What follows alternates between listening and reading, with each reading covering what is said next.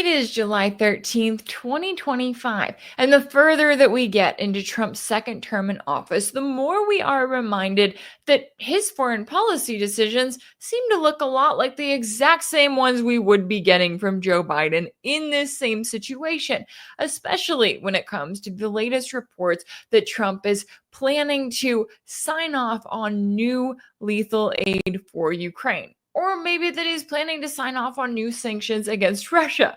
If that sounds familiar, that's because it is. But all of this comes as Trump is promising some sort of major announcement on Monday. So, what could that announcement look like, and what does all of this mean for the overall war in Ukraine as Trump is doing the exact opposite of what he promised on the campaign trail? And he's not doing anything at this point to try to end the war.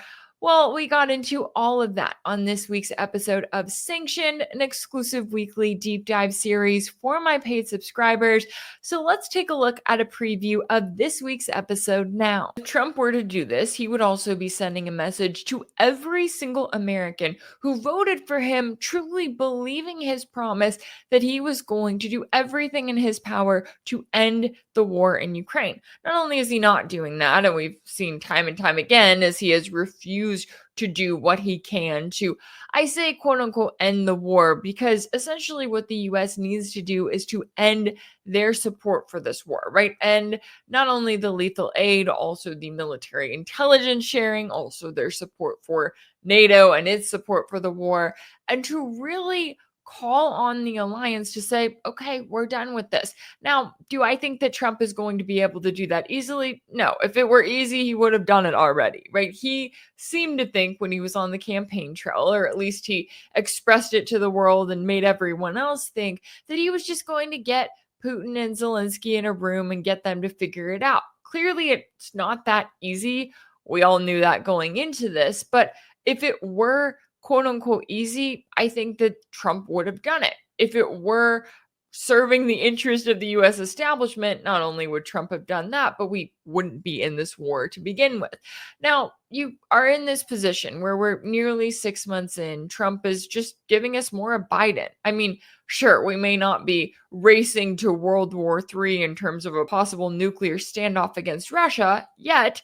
However, Trump is still, if he's signing off on new lethal aid for Ukraine, he's doing what Biden would have done if he were still in office right now, which is ironic because apparently this money that Trump is looking at spending is money that was actually left over from the Biden administration. As you have this report stating that Trump has $3.85 billion in leftover Biden era presidential drawdown authority sitting at his fingertips, which could be used to send American military equipment to Ukraine.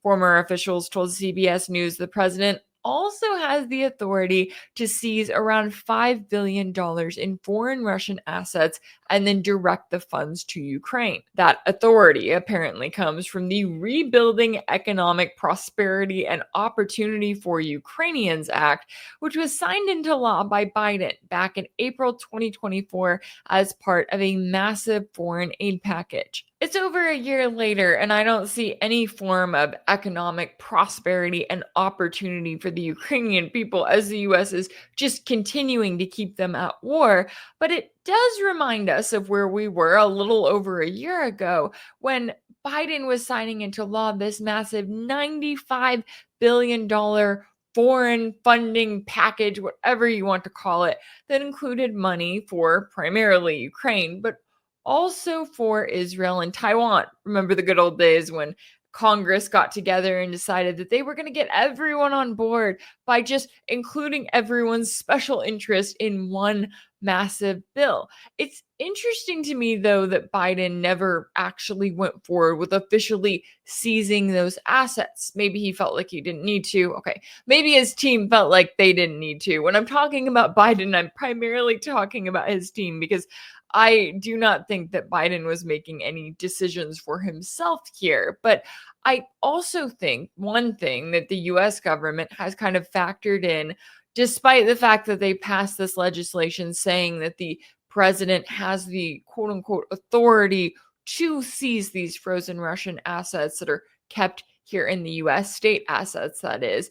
Despite that, they also seem to understand at least a little bit just what a major precedent this would set worldwide. That's why you've seen Europe kind of go about this a little bit carefully, where they say, oh, well, we're just using the quote unquote proceeds from these assets, right? The interest that's generated from their portion of the $300 billion in frozen Russian state assets that they have there in Europe. They're acting like, oh, we're just going to use the proceeds to pay for more support for Ukraine over the course of a number of years. So even Europe and the US as well, they haven't quite taken that step. Now, it doesn't mean they're not going to. It doesn't mean that Trump isn't going to.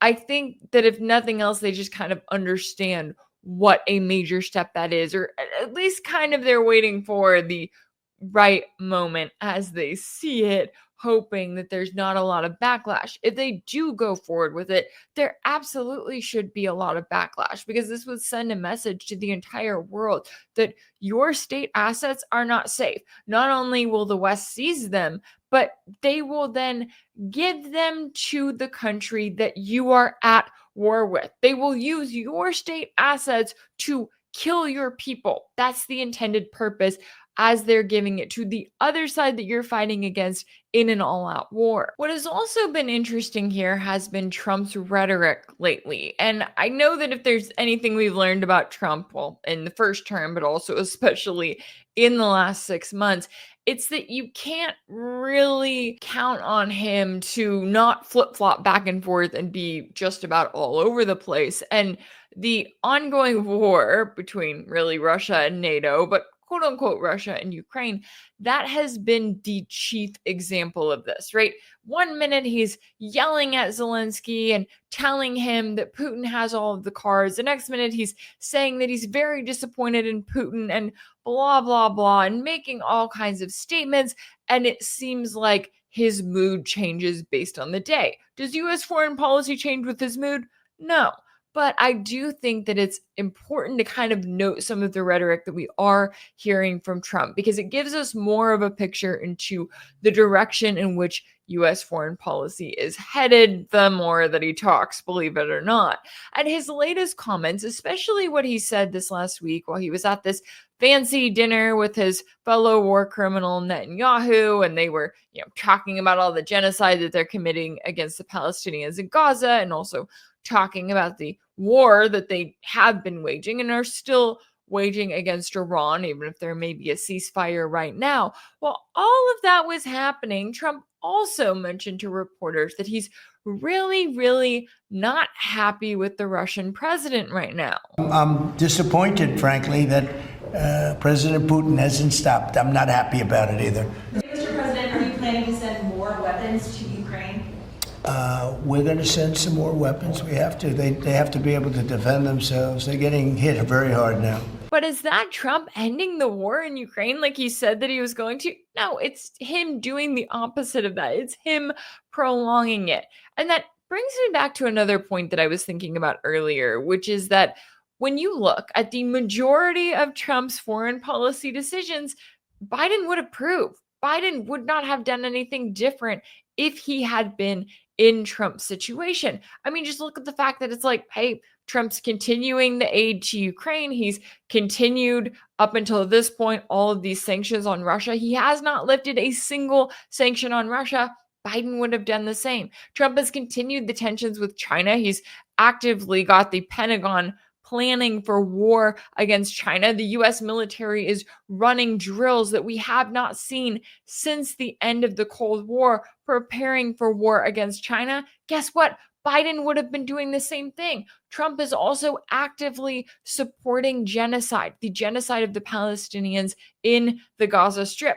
Biden did do and would be doing the exact same thing with his overwhelming support for Israel. Take it to Iran. And I know that there's some people who may look at this and say, oh, well, Biden would not have attacked Iran in the way that Trump would have. I'm not necessarily convinced of that. Sure, Trump has attacks during his first and second term, but when Biden was in office in the middle of that, it's not like he was lifting sanctions on Iran or getting into any kind of a new nuclear deal, even though Iran was ready and willing for negotiation. So I'm not convinced that if Biden had a second term, that especially with Israel by his side, that there would not have been an attack just like the one that we just saw on Iran. And that's not even to mention the fact that the Trump administration just moved to lift the restrictions on Al Qaeda in Syria. Guess who would have also done that if he had the chance? Biden. So I say all of this not just to compare Trump and Biden, but to serve as a reminder that we are not seeing either one of what is necessarily their individual foreign policies. We are seeing the U.S. establishment's foreign policy. And that was a preview of this week's episode of Sanctioned. You can catch the full video available now for my paid subscribers over on my page on Substack. That's rachelblevins.substack.com. You can also find it on my page on Patreon. That's patreon.com/rachelblevins. As always, thank y'all so much for all of your support, and I'll see you next time.